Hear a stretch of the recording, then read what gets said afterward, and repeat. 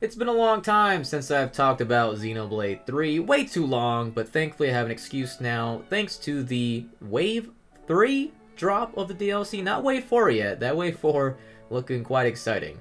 But after that Wave 3 we got all of our heroes, which is nice, now I can actually rank them all in a tier list, not about battle viability, who cares about that, okay? This is just about how much I personally like the characters, their side quests, personalities, all that good stuff.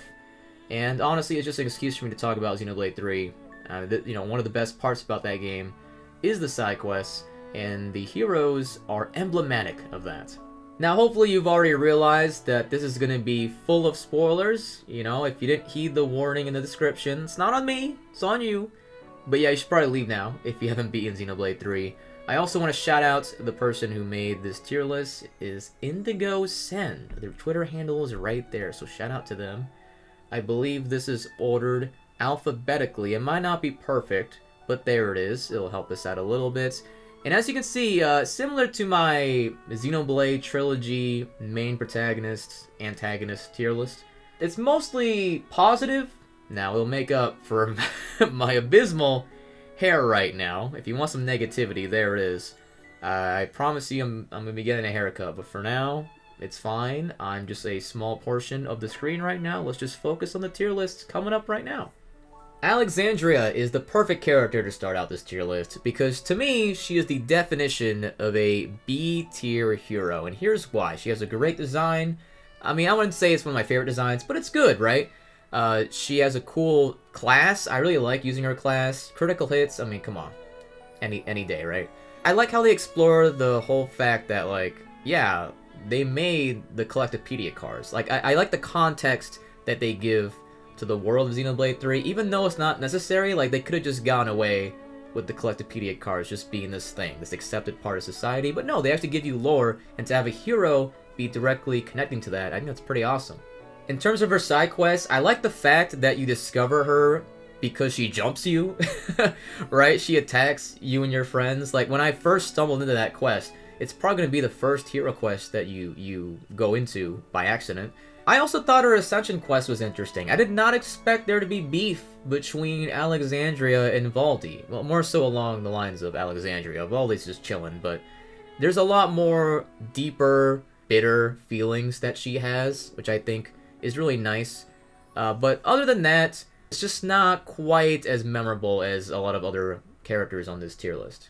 And to demonstrate what I mean, Ashera is gonna be already the first S-tier hero. Just her personality was already gonna be at least A-tier. She just has a fun personality. It stands out from the rest of the heroes. She's very crazy, for lack of a better term. I will admit something though, there's a caveat.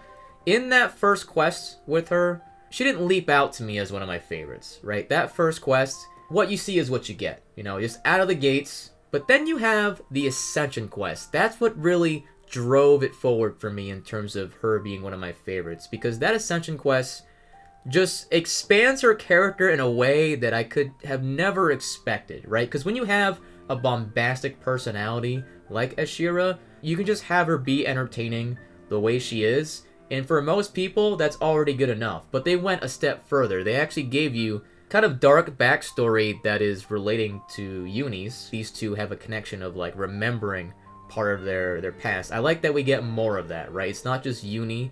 You learn not just about her, but just the culture back then of how, yeah, we weren't doing this whole fancy ceremony. We were just gonna slice your head off like that. Like, that's it. I don't know why I'm laughing. It's just sad. It's very tragic.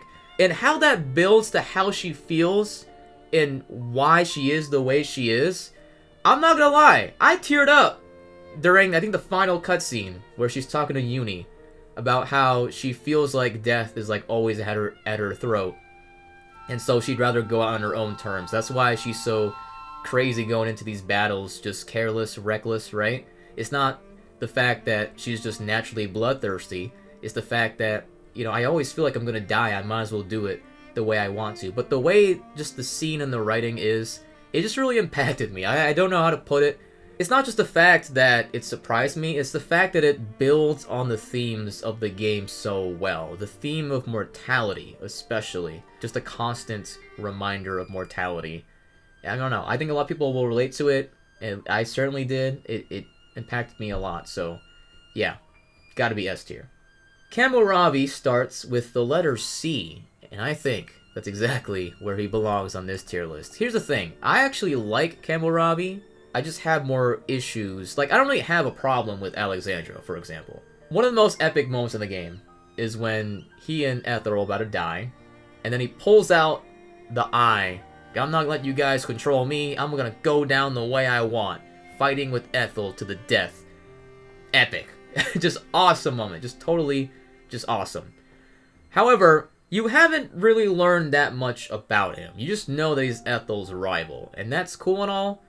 But I was just hoping to learn more about him, because when you finally get to that moment where they all go away, I believe I said this in my Xenoblade spoiler video, it just felt, not out of nowhere, but it felt like, oh, well that happens, like, that actually happens. Like, it didn't feel like this climatic moment that, you know, this game had been building up to it for so long, and we've gotten so much time to be attached to Cammuravi. Like, no, it just, oh, he's gone. That's how it felt to me, at least. And then you go to his actual hero quest. And I like his personality. I think it's pretty funny when he's, like, flying in the ship and he's, like, saying these things to calm himself down. It's very funny. And I also like the idea of him mentoring a younger Ethel, like a reborn Ethel. You had these good ideas. I just wanted to see more of it. I wanted you to go a little further than what they actually did. And I might as well just, you know, rip the bandage off. Ethel is also in C. I just think Ethel... I mean, I like Ethel more, though. Ethel is similar in that I just wanted a bit more. Like, what you have there is great, and I understand, like, that I'm supposed to feel like it's being taken away from me, but they're just so cool that I just want more, right? And especially for Ethel, she doesn't even really get an Ascension quest. Her Ascension quest is just you can either turn her back to an adult, basically, or just leave her. And that's just kind of it. Like, you don't get much else. And it's... I like the direction they were going. They just didn't keep walking in that direction. Not to get too deep about it, but that's just how I feel. Apologies, this might seem like a different video for a second. It might seem like a battle tier list, because Fiona is going to go in S tier. I'm not sure who I like better yet, but Fiona has to be in S tier. Both of her side quests, her hero quests, are really good. I think Fiona just succeeds in all spades. Her design is great, she's very cute. Her colony, I just loved those colony quests where you raise the morale, find new leadership, and there's a bunch of drama with the characters, but in like, it's just in a fun way, right? It's like, not so tacky, it just feels realistic because they're all trying to like, move on, not knowing the truth about their former leader. That's the whole struggle with Fiona, because she does know the truth. And I will admit, I wasn't like fully on board with the Ascension quests and how I was like, oh man, but she's still my friend. You know, she did these awful things, she was a bad person, but she was still my friend. Like, I get it. Don't get me wrong, I understand. Because you can be a bad person, but you can still be a genuine friend to someone, right? These two things can coexist, right? Human beings are complicated, but, you know, it wasn't something that I was in love with, right? Like, that's not one of the reasons why Fiona's S tier. I just think, in general, her hero quests, as well as the colony quests, I was just so invested in. Like, I just really wanted to see what would happen, and the fact that her first hero quest actually ends in this big plot twist with the leader being Mobius. Like, usually the first hero quests, they're kind of, I don't say run-of-the-mill, but they're just introducing you to the characters, giving you a basic idea of who this character is, what they fight for, what colony they're from. But here it's like, oh yeah, bam, dramatic plot twist, emotional ending. It just, they didn't hold back with Fiona, and that's why she's got to be an S. I'm starting to think that I might be having too many S-rank characters, because Ghondor has got to be up there too. We might rearrange S and A, but for now I just got to be very exuberant about Ghondor, because, of course, when you first meet her, and just her general personality, kind of a bitch. Just very rude, you know, of course, right? I'm not taking that away from the equation. But the fact that she's just a homie in the end, right? She just always has your back once you know, get past that initial meeting. Remember, she fought to go back and try to save you guys out of the jail cell. And Monica was like, nah, it's stupid. And granted, it was stupid. She was right. But the fact that she thought of it, the fact that she dared, also with the whole thing with Shania, so much of what Ghondor has to offer, both in the main story as well as the hero quests, and specifically the quest with the Turkins, like that was sad. But it's just nice to see how Ghondor like actually does sincerely care about family. She's not just mean to Monica because, right? And also you learn more about her dad. There's not just like one focused arc for her, but I think that's a compliment, right? It doesn't feel messy. It's just that she's involved in so many compelling things. Next up is Gray, who I would say is a solid B tier for me. I like how his first quest is building towards the city. I think most people will find that quest before the city. So like when you have all these questions about where the heck is Gray from? Why is he like this, you know? Turns out he has a wife. You have this whole build up where it seems like the wife's gonna betray. And to be honest, I was naive. I thought the wife was actually gonna betray, but it turns out to be another twist. It's like, haha, we were on the same page the whole time. So that's sweet. Should also say his class is really fun. It's just, I started blasting, you know, just dumb fun. You can just attract so much aggro, but who cares? It's definitely one of my most played classes. I almost always had that class on at least one of my characters in the party. Who doesn't love Melia? I don't love her as much as other people, but you gotta love Melia. How could you not? There's honestly not that much to say about Melia. I actually did say this before in the other tier list, where I didn't really need that. I didn't really need to feel bad for Melia again. You already feel bad for her like the whole time in Xenoblade 1. You feel bad for her again because she's kidnapped. And then you feel bad for her one more time in her side quest. I didn't need all that. But it's still a good time. It's just nice to have that throwback. And Melia, she does deserve better. You're right. But not S tier. Not that much. Ino is the first DLC hero. And I've gotta say, I'm in between an A and a B. I think I'd have to round down to a B though, because, well, here's the thing. Here's what's gonna separate, and I feel rude saying this. Cause I don't want this to come across as me insulting anybody, particularly the voice actor, because it's about the voice acting. I just don't like the direction they chose. Like, they went with kind of the typical high-pitched, energetic anime girl. And it's just a little much. It's just a little bit much. Like how some people felt about Tora back in Xenoblade 2. It's kind of how I felt with Ino. Like, I think her voice is cute, but like in a game like this, it can get a little much, a little grating. So that's why she's going to be in B. I think I would put her above the others, because Ino speaks in a very hilarious way. What was it? Like, Gob absolutely smacked. Like, her way of speaking is endearing to me. In terms of requests, it's more for fun. It doesn't really give you that much world building. It is nice to see the Nopon, right? You see more than Nopon. They're pretty funny too. You have that one moment where Noah has to carry, I forget what exactly it was, but it was just very stinky. It's just a fun quest. It's what you'd expect out of a Nopon robot girl. Like, if you play Xenoblade 2, you know how Poppy was introduced, you know, Poppy in general for a lot of that game. It's just like this fun thing. It's not supposed to be that serious. It's not supposed to be intensely detailed lore. It's just for fun, and it was fun. So that's why she's in B tier. I'm gonna put Isurd in C. I think that's what I'm gonna do. It's not the fact that Isurd doesn't have much going on. Like, he has the connection to Tyon. I like the colony inside the waterfall cave. Really nice scenery. Finding the hot spring. That whole mystery was ridiculous, but also in a funny way.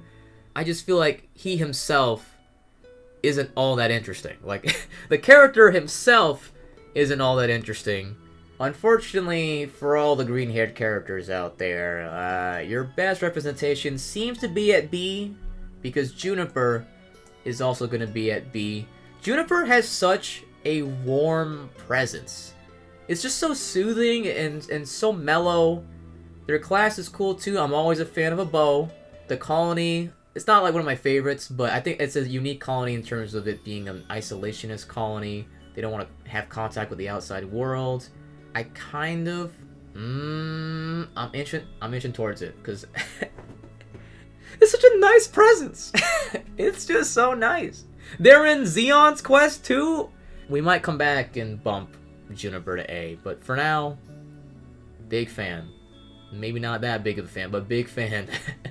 Very cute design, by the way. If I keep talking, I might talk myself into it, but let's just move on to the second, and presumably last, DLC hero, and that is Masha. Masha has gotta go up to A tier. I love Masha, just everything about Masha. 10 out of 10 design. I love that design. It's so stylish, so fabulous, fashionable, exactly how it should be if you know her character. Her voice is like so... is demure the word? I don't know. I don't know adjectives right now because I'm just so elated. Like, she just has it all. She just has it all. Masha, you actually get more of the city lore. She's like one of the house leaders, which is completely unexpected. Did not see that coming. Oh, it's close. It's close! It's close! This is not directly related, but I also want to shout out the Gauntlet roguelite mode that they added alongside Masha. When I first tried it, I'm like, oh yeah, this will probably be like challenge mode, the normal one, where I just play it for like 30 minutes to an hour to unlock the swimsuits. In this case, the throwback outfits. Yeah, you know, whatever. 3 hours later, still didn't get those outfits because I'm bad at the game, but it's so freaking fun. Like, if you told me, hey, Xenoblade's gonna have this roguelite mode, I'd be like, how? What? Awesome job, Monolith Soft. Please bring that back every future Xenoblade game. It's that good. Hold on, though! The critical healing as part of her class? Dude, big Xenoblade 2 fan. Critical healing all the way with Rex and Mithra, and now I get it with Masha? Oh, it's close! Also, I don't know if it's confirmed, but there seems to be a core crystal on her. Let me go look that up. If there's a core crystal on Masha, I'm bumping her to the S tier, okay? This is high stakes. Oh, she has Kavesi arts, so she's probably not. Oh, wait, hold on. Hold on, though. Let's think about this. House Cassini, is that not Rex's house? It's probably just a jewelry there, but, you know, I just wanted to know. Alright, I've been here before in the previous video, but I just gotta say it again. Did not like how Miyabi came back. Mio's side story was a dud, in my opinion. It just, I don't know, it just felt like there was no consequences in terms of specifically Miyabi. And just the whole way that all happens, it's like super anime in terms of like how and why. You know, it's like how and why. Not just in terms of logic, but also in terms of this is just not necessary to the story. It's a shame because her Ascension quest is fire. Yo, the cook-off? Come on. Throwing it back to the Great Tornin cook-off? You can't go wrong with a cook-off side quest. Look at Ethel, you know? Ethel came back, but there was some pretty significant consequences and changes there. But Miyabi just gets a freebie. And I don't think it should have been her because it was so impactful to Mio's whole character. I really do love Monica. The whole twist of Guernica Van Dam having a daughter. I mean, just the whole way you discover the city is just mind-blowing, right? But just her existence, really. It's just really cool. It's really awesome. And she's involved in a lot of scenes. Obviously, she's teaching the main party about the city and like how humans are supposed to be. In Senna's side story, how she like squares up to Shania's mom. Did not expect it, but the way her Ascension quest goes down with the guy, what was his name? Was it Jankum? Something, let me see. Jansen! It was freaking Jansen shooting his shot! That was so random. But it was great! She taught the main party members about love. And like, yeah, it sucks Garnica's gone. But like, she only has one life. So it's like getting back into the swing of things. She doesn't like reciprocate the love. But like, just the fact that they give you that possibility. You gotta move on here and just keep experiencing life to its fullest. And just Monika's role, right? She's always so serious, always having to do these sad things. But just to have that pure moment, right? I just think it concluded in a poetic yet ridiculous way. And that's the best. That's what she needed, right? She needed that moment of just ridiculous innocence. Aside from that, what can I say? It's pretty obvious. She has a big role in the story, so I don't have to say too much else about Monika. In fact, I'd rather say a lot more about Nia. I would put her in S tier, but I'm not going to, because I was slightly let down, by her Ascension quest. You're not really doing that much with her. Like with Melia, for example, you're actually going out and like solving some sort of mystery, right? But with Nia, you're just kind of going on a world tour, and that's fine, but it's not super engaging in terms of what you have to do to progress that quest. Nia is one of my favorite characters in the whole franchise. Top 3. And to have her here in that new bold outfit where she got that Mithra choker on her leg. The Aegis swords, dude, I popped off so hard in my playthrough. On my stream playthrough, I popped off so hard when she bust out the Aegis swords just for me to die immediately after in that boss fight. But it was exciting. Nia's great. There's not much to say about her because it's like obvious why she's great in my opinion, but I mean, if you want me to, I could keep going on and on. But for the sake of making this video not that long, it's already pretty long, let's go with Riku and Manana. And I've got to admit, not the biggest fan of them. I don't dislike them. I think they're a nice presence to have. They're just kind of there for most of the story, if not all of it. They're just kind of there. Like, say what you will about Tora, but Tora actually does things, and his backstory is actually important. Now, Riku, however, this can change everything, chat. Chat? I'm acting like I'm streaming. Viewers, Riku could change everything, because Riku has a lot of questions surrounding him. They don't quite answer it.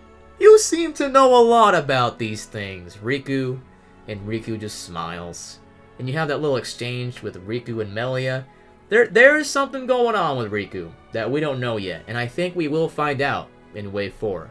But as they are, yeah, they're just the Napons of the group. I didn't really connect with them as much. Oh god, I'm questioning so many things about this tier list. Did I do certain characters justice? I don't know. And that's what compels me to put Segiri in S tier. Just, she might even be like a top 3, top 2. In terms of requests, I just was so invested in both of them.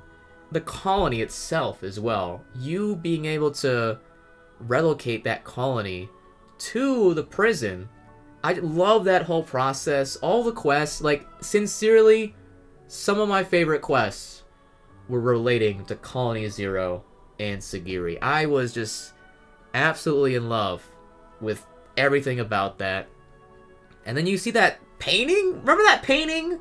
With, like, the older people, they just find it, and they're like, let's hang it up. I will say, the session quest was a little unexpected. She has, like, this twin. I'm not saying it was bad, but it was just like, oh, okay. I'll put Fiona and Segiri for top 2, because they're similar in why I love them. And why I love them is, like, everything. The characters themselves, their colony, how fun their quests are. Now I'm gonna look like a hypocrite, because everything I said about them, I can almost apply to Teach, because Teach's, what was it? Teach's teachers That whole line of quests was awesome. That whole area is one of the most beautiful areas in the whole game. Having to deal with those damn kids. That one kid, I forget what their name was, but you know that kid. You have to square up with them as Noah in a battle of wits on this test. I failed it, but you know what? Screw that kid. Was it Zakir? It was Zakir. How could it not be Zakir? Why would I forget the name of that scoundrel?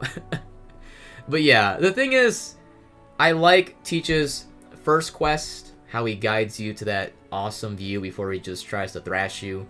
The second quest was pretty interesting, with him having this darker past, but I'm not going to put him in S, because just him alone individually, I'm not, like, super interested in. Like, everybody above Teach right now, I like a lot, even if I were just to look at them individually, like, just their personality, just who they are in a simple respect. Teach is not really like that. He's not a character that I would say is an obvious favorite, but over time you realize, oh yeah, okay, there's some good stuff here. I'm looking at this tier list, and I'm seeing a little too many C's. But instead of bumping one of them up, I'm gonna, this time, round up, because Triton was between B and C for me, but I'll put Triton in B, because Triton is a freaking meme. He is a meme character. Just the concept of a Mobius joining your ranks, and he's this lovable goofball, constantly body bagging him in these competitions. The hunt for booty. Booty is booty. One of the best lines in the game. It's just, he's just a really entertaining character. The reason why, though, I was thinking of putting him in C is because, number one, I don't like his class. His class, you have to, like, defeat unique monsters to learn new abilities, and I think that's cool, but just in terms of it being an appealing class to use to jump into, not really that much. And also, his Ascension quest, again, I think he deserves to be in B now I think about it, but it's like, his Ascension quest is the biggest meme. Because here you are, thinking you're gonna find out this big secret, this big lore about Triton, this emotional moments, these connections he might have, and then it just ends on a meme. It's like, nah, actually, he's just a dumb goof, and that's it. It's funny, but it's also like, man, but it's also pretty damn hilarious. Earlier, Uni's like, permission to punch, and Noah's like, hey, no, don't do that. And then it ends, because he's an idiot. Uni's like, Noah, permission to punch? Just one. I have that clip saved. The exact middle. That's fair enough, right? What I was going to say initially was I want to put Valdi in A tier, because Valdi has clutched so many battles for me. His special chain attack ability, you add a certain amount of TP against machine enemies. That clutched the battle against Ethel and Cammuravi. Like, one of the most hype moments of my playthrough was getting bodied by Ethel and Cammuravi, thinking there was no hope. Then out of nowhere, we got Valdi building up that chain attack, and then we hit him with one of the most powerful, relative, right, chain attacks I've ever done to win that fight. But it's not really fair, because that's talking more about the battle system, like more detailed, right, more of a specific instance, not really about him as a character. But it's just hard for me not to acknowledge that. I just can't help but have those tender feelings. I feel like these three, Ino, Juniper, and Valdi, are just like kind of the same feeling I have for each of them, for different reasons. I do think Valdi and Juniper are more similar in why I like them. This one might be controversial. I am basing that only for one reason that might be irrelevant. You see, for Zeon's Ascension quest, you have to make it rain a few times, and you can do that by either waiting. Hopefully you didn't do that, because there's a Napon right nearby who can make it rain, so if you didn't find that Napon, you must have had a bad time. It is mundane, it is tedious, but that is befitting of the theme of that side quest, right? The scenario.